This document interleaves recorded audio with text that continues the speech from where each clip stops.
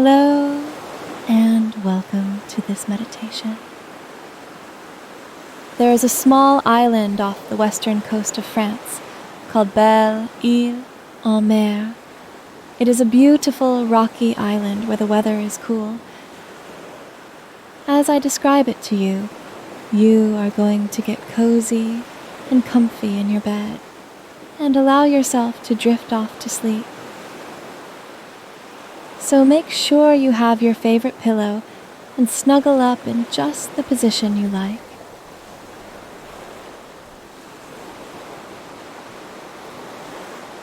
You are riding the ferry from the mainland. It's only about a 25-minute ride. You've decided to take a seat on the bow of the boat so that you can watch the island you are traveling to slowly become larger as the ferry grows closer. The weather is cool, but not too cold, and there is a steady headwind on the bow of the boat as it skims across the sea. There are some metal benches for people to sit in, but you decide to stand at the railing of the boat so that you can see the water rushing past below. You look down at the water and hear the sounds of the ocean lapping at the side of the ferry boat. The wind is slightly salty and refreshing, catching your clothes and making them dance on your body. The hum of the engines is loud, yet calming. There are people sitting on the benches, talking in French as they watch the very same scene as you. A few kids are enjoying the ride more than anyone else, pointing and smiling during the entire ride. The ferry engines slow because it is coming into port. The captain maneuvers the boat perfectly, docking with precision. Several workers get off the boat before it even comes to a full stop, grabbing all sorts of ropes to tie it securely and buoys to act as a buffer between the dock and the ferry.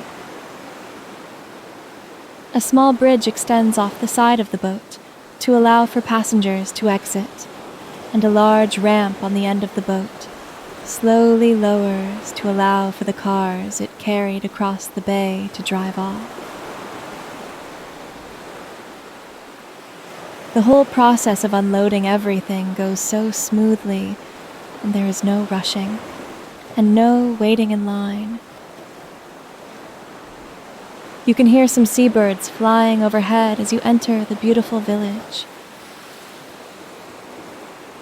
4-story buildings line the seaside, colored in whites and creams, with some painted light pink and yellow. The rooftops are a matching gray, and you can see each building has a few chimneys for when the weather turns cold. Some buildings have very small balconies, only big enough to hold a few potted plants, and the shutters on the windows vary from mint green to leaf green, and some are shades of dark pink. This is a beautiful little town, bustling with the energy of its people. This village is situated in a cove so that it is protected from the sea. You turn to look out into the turquoise water, and across the marina full of small boats, you see the sprawling nature of the island. Golden and green hues of tall grasses stretch across the rocky shore. You can make out some old wartime buildings that have turned to ruins, and see small windows that the soldiers could peek out to see enemy ships approaching. The buildings protected the soldiers, yet allowed enough access to fire their weapons out of the small rectangle windows. Nature has since taken over these structures, grasses growing high around them, and vines clinging to the walls. Strong cedar trees thrive on this island, as well as a few other varieties of shorter trees. The tress cannot grow very tall here because of the high winds coming off the bay. You begin to walk through the village, and there are bicycles lining the streets, along with some scooters and small motorcycles. There are various places to dine that have large awnings to seat many people outside.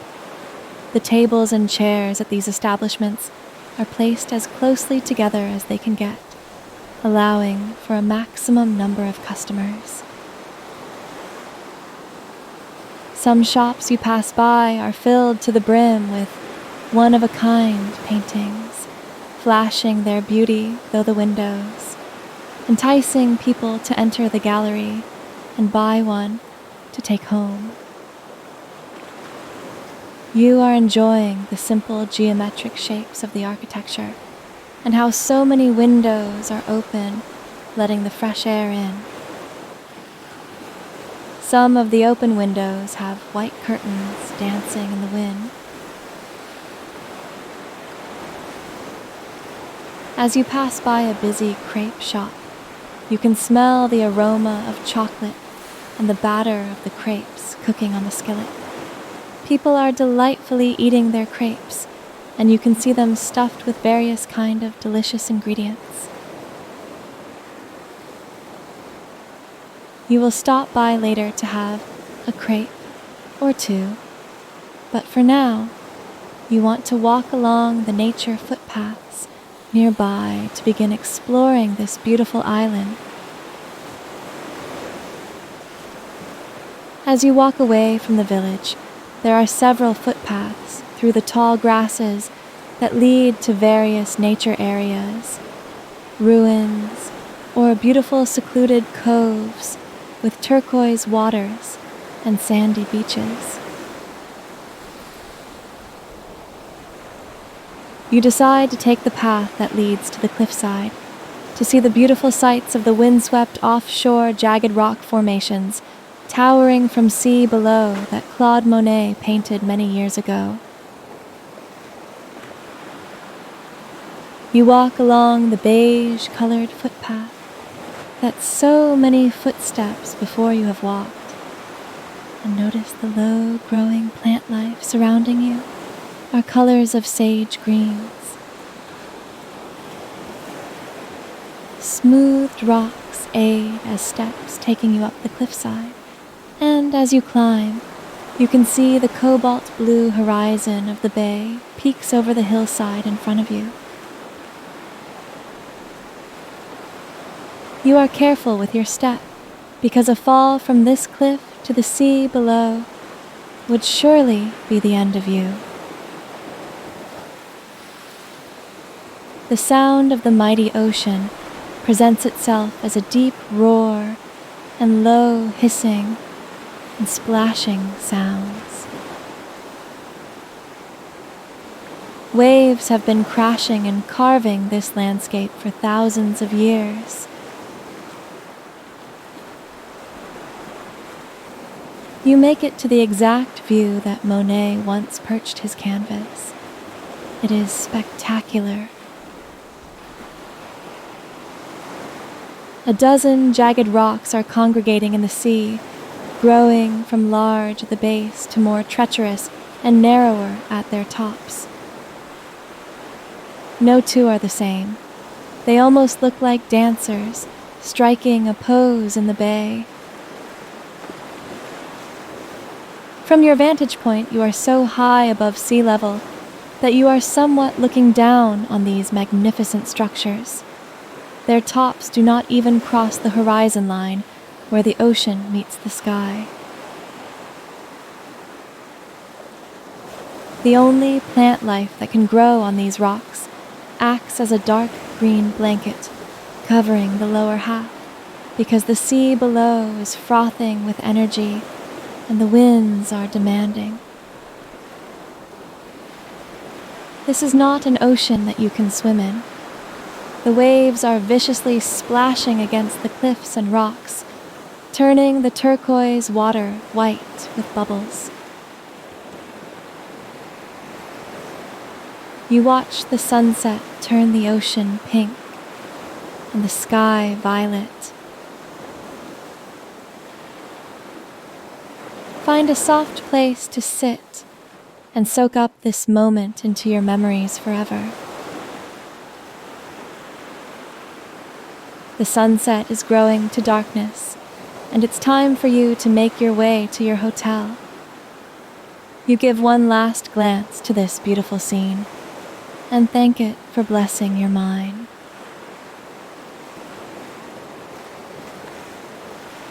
As you walk back along the footpath you came in on, the sounds of the ocean gently fade away until all you can hear are your eager footsteps taking you to where you will get a good night's sleep.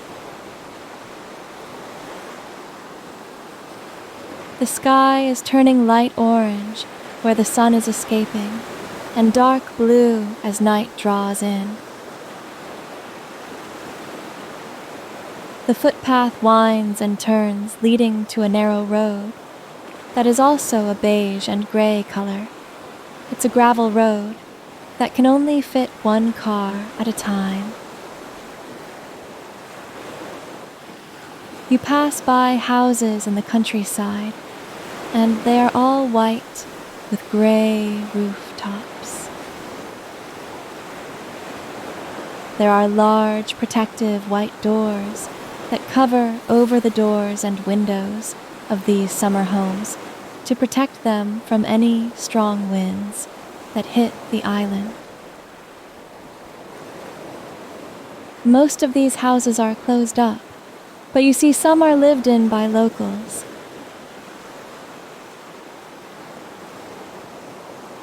As you walk down this road, magnificent cedar trees line your path. There are grapes growing in rows behind someone's home. You see roses blooming in all sorts of colors. The scenery in the distance is rolling hills, dotted with white houses that are all closed up and protected, awaiting their family's return. You're making your way back to the marina, and the streets become paved. The small cars on this island park, paralleled so closely to one another, it's hard to figure out how they get that way, or how they can even pull out. There are a few more blocks to go before your hotel, and you are enjoying every moment of this walk. The sky is dark, but the moon is almost full, illuminating everything with its cool glow. You begin to pass by a tall rock wall on your left that looks like it was hand-built many years ago. It's about 10 feet high, and you can't tell what's on the other side, but you can see that a little further in front of you, the wall becomes shorter. As you make it to the point where the wall dips to your height, you can see that this wall surrounds a large graveyard, and all you can see is hundreds of white crosses filling your vision. Only a few of the crosses are stone-colored. You come to the closed wrought iron gate to this graveyard and peer through to the other side. You take in the stillness of this site and see the moonlight blanketing the tombs. It's time to keep moving towards your hotel. You haven't been there yet, so you don't know exactly what to expect. A warm glow emits from a building that is drawing closer, and there are red awnings over the windows, and a small sign that reads, L'Hôtel de Belle. This is your hotel, and you are so ready to rest after this long and beautiful day. The old door is painted creamy green. The windows, panes, and the door are old and look like the surface of water. You grasp the brass handle, and it is cool in your hand. The door opens effortlessly, welcoming you like it has welcomed many others. There is a French man who greets you with bonjour and gets your information. He hands you a gold key and tells you that your room is on the 3rd floor, facing the ocean. You don't have anything but your backpack with you, so you make your way up the stairs that seem like they were built for a very small person. 3 flights up, and you come to your room, number 11. The old key slides into the lock, and you open the door to a beautifully made bed with crisp white sheets and more pillows than anyone could need. There is no television, just 2 ornate lamps with shades that match the green of the front door sitting atop matching bedside tables, hand-built from wood. You put your things down and make your way to the small restroom. It's perfectly clean and is only big enough to fit you. The shower is welcoming, but you would rather save it for the morning. Gaze into the mirror before getting into bed to see your happy face and how grateful you are to be here. Make your way to the bed and turn the covers back. The sheets are softer than you imagined they would be, and this bed is very comfortable. Laying down and completely relaxing your body, you are surrounded by white pillows. You gaze out the windows of your room, and you can see the moonlight glimmering on the surface of the ocean, like the way diamonds shimmer in the light. Allow your eyes to gently close now, looking forward to the day ahead. Good night, and sleep wonderfully.